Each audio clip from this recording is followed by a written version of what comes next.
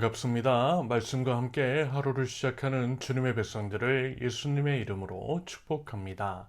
2024년 5월 4일 토요일 오늘 주신 말씀은 사도행전 2장 14절부터 36절까지입니다. 베드로가 11사도와 함께 일어나서 목소리를 높여서 그들에게 엄숙하게 말하였다. 유대 사람들과 모든 예루살렘 주민 여러분, 이것을 아시기 바랍니다. 내 말에 귀를 기울이십시오. 지금은 아침 9시입니다. 그러니 이 사람들은 여러분이 생각하듯이 술에 취한 것이 아닙니다. 이 일은 하나님께서 예언자 요엘을 시켜서 말씀하신 대로 된 것입니다. 하나님께서 말씀하신다. 마지막 날에 나는 내 영을 모든 사람에게 부어주겠다. 너희의 아들들과 너희의 딸들은 예언을 하고 너희의 젊은이들은 환상을 보고 너희의 늙은이들은 꿈을 꿀 것이다. 그날에 나는 내 영을 내 남종들과 내 여종들에게도 부어주겠으니 그들도 예언을 할 것이다. 또 나는 위로 하늘에 놀라운 일을 나타내고 아래로 땅에 징조를 나타낼 것이니 곧 피와 불과 자욱한 연기이다. 주님의 크고 영화로운 날이 오기 전에 해는 변해서 어두움이 되고 다른 변해서 피가 될 것이다. 그러나 주님의 이름을 부르는 사람은 구원을 얻을 것이다. 이스라엘 동포 여러분, 이 말을 들으십시오. 여러분이 아시는 바와 같이 나사렛 예수는 하나님께서 기적과 놀라운 일과 표징으로 여러분에게 증명해 보이신 분입니다. 하나님께서는 그를 통하여 여러분 가운데서 이 모든 일을 행하셨습니다. 이 예수께서 버림을 받으신 것은 하나님이 정하신 계획을 따라 미리 알고 계신 대로 된 일이지만 여러분은 그를 무법자들의 손을 빌어서 십자가에 못 박아 죽였습니다. 그러나 하나님께서는 그를 죽음의 고통에서 풀어서 살리셨습니다. 그가 죽음의 세력에 사로잡혀 있는 것은 있을 수 없는 일이기 때문입니다. 다윗이 그를 가리켜 말하기를 나는 늘 내 앞에 계신 주님을 보았다. 나를 흔들리지 않게 하시려고 주님께서 내 오른쪽에 계시기 때문이다. 그러므로 내 마음은 기쁘고 내 혀는 즐거워하였다. 내 육체도 소망 속에 살 것이다. 주님께서 내 영혼을 지옥에 버리지 않으시며 주님의 거룩한 분을 썩지 않게 하실 것이다. 주님께서 나에게 생명의 길을 알려주셨으니 주님의 앞에서 나에게 기쁨을 가득 채워 주실 것이다 하였습니다. 동포 여러분, 나는 조상 다윗에 대하여 자신 있게 말씀드릴 수 있습니다. 그는 죽어서 묻혔고 그 무덤이 이날까지 우리 가운데에 남아 있습니다. 그는 예언자이므로 그의 후손 가운데서 한 사람을 그의 왕좌에 앉히시겠다고 하나님이 맹세하신 것을 알고 있었습니다. 그래서 그는 그리스도의 부활을 미리 내다보고 말하기를 그리스도는 지옥에 버려지지 않았고 그의 육체는 썩지 않았다 하였습니다. 이 예수를 하나님께서 살리셨습니다. 우리는 모두 이 일의 증인입니다. 하나님께서는 이 예수를 높이 올리셔서 자기의 오른쪽에 앉히셨습니다. 그는 아버지로부터 약속하신 성령을 받아서 우리에게 부어주셨습니다. 여러분은 지금 이 일을 보기도 하고 듣기도 하고 있는 것입니다.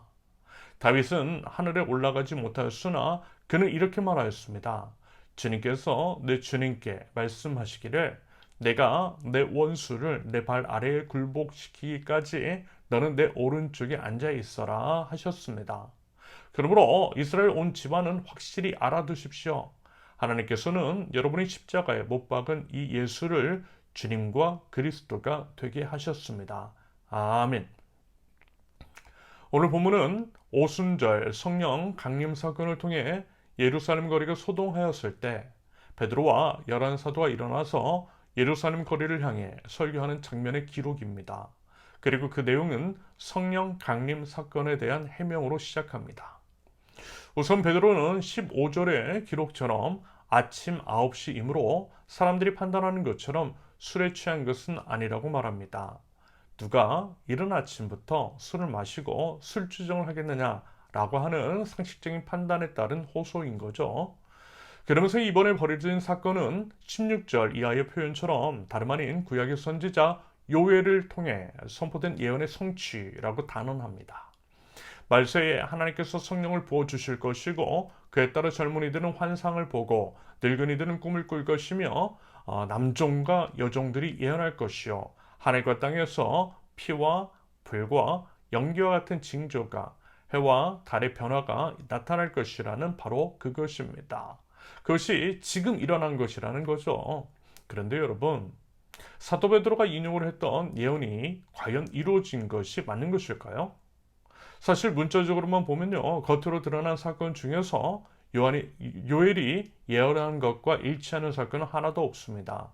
방언 외에는 다른 것들은 전혀 보이지가 않아요. 하지만 그럼에도 사도 베드로는 이것이 요엘이 했던 예언의 성취라고 분명하게 이야기하고 있어요.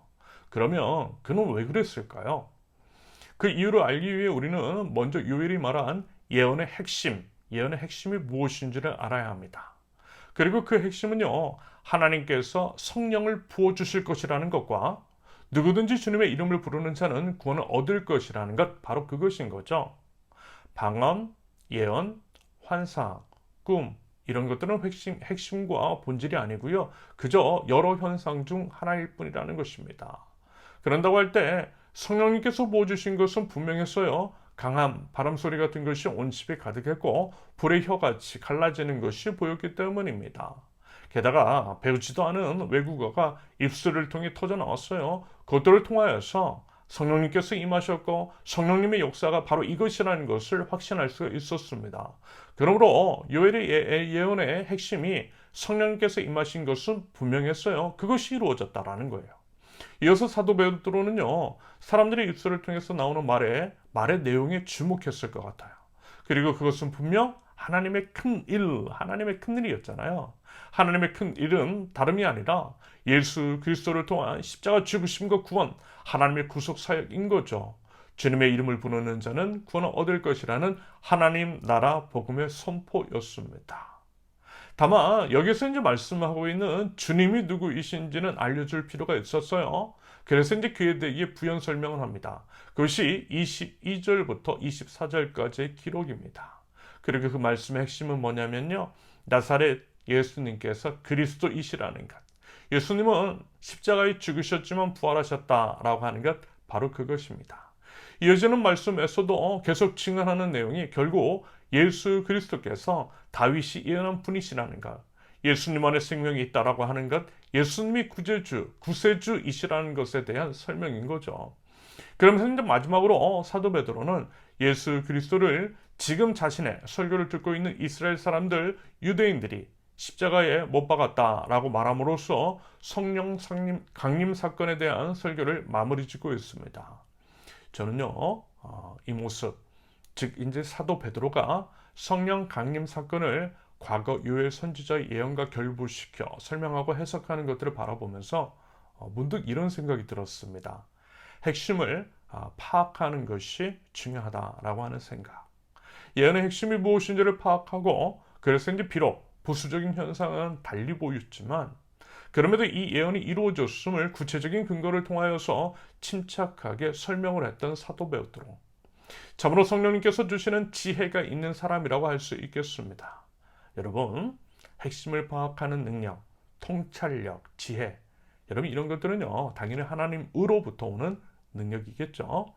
잠언 9장 10절, 주님을 경외하는 것이 지혜의 근본이요 거룩하신 일을 아는 것이 슬기의 근본이다. 그래서 여러분, 성부 하나님을 경외하고 성자 예수님을 온전히 믿고 내주하시는 성령 하나님을 의지할 때에 핵심을 파악하는 능력을, 통찰력을, 지혜를 허락하여 주실 줄로 믿습니다. 사실요, 우리가 이제 지난날 기억하고 있는 사도 베드로는 핵심을 파악하지 못하고 허둥지둥대는 인물이었습니다. 괜히 나서다가 어땠죠? 예수님께 사단아 내 뒤로 물러가라 라고 하는 욕도 들어먹었어요. 예수님께서 붙잡히셨을 때에는 당황하고 겁먹었습니다.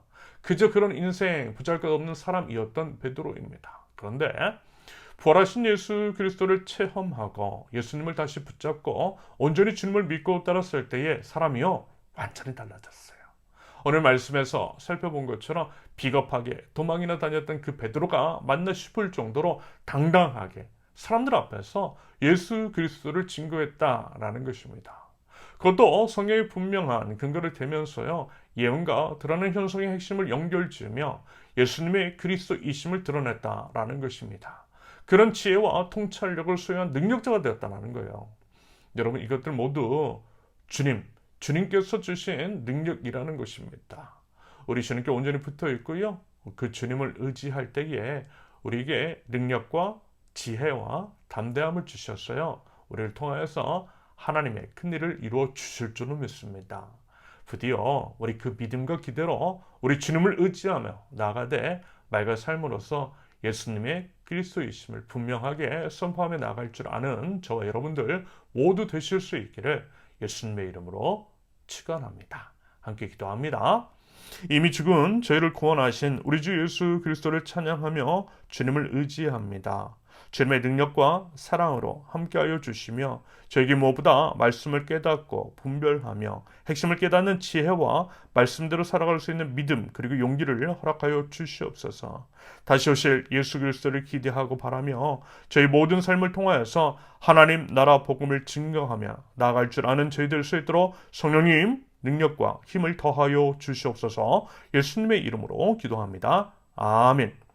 하나님께서 오늘 주신 말씀과 각자의 기도 제목을 놓고 우리 잠시 기도합니다.